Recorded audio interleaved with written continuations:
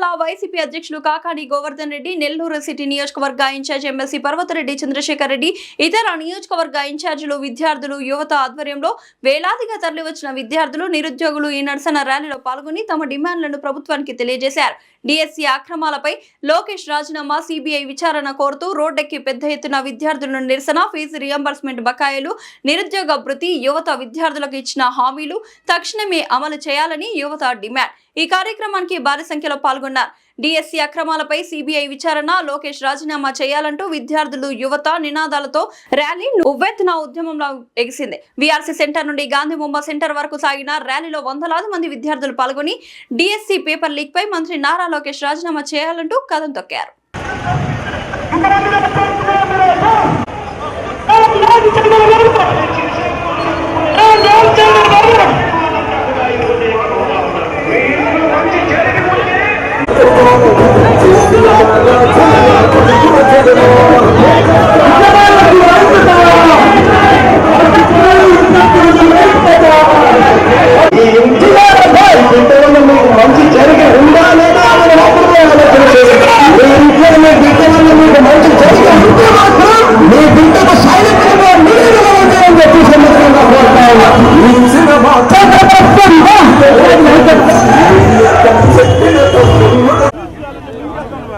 అనేక అవకతవకలు జరిగినటువంటి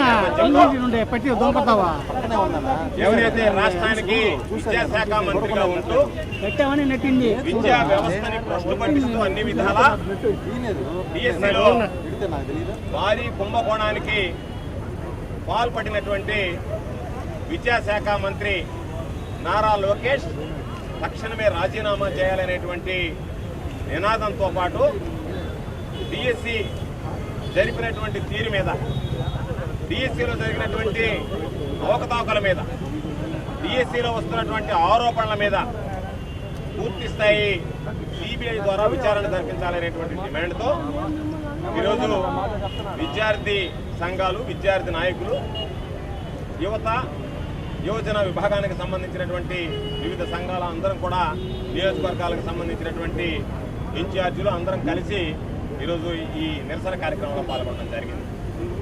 అంటే అనేక సందర్భాల్లో చెప్పాం.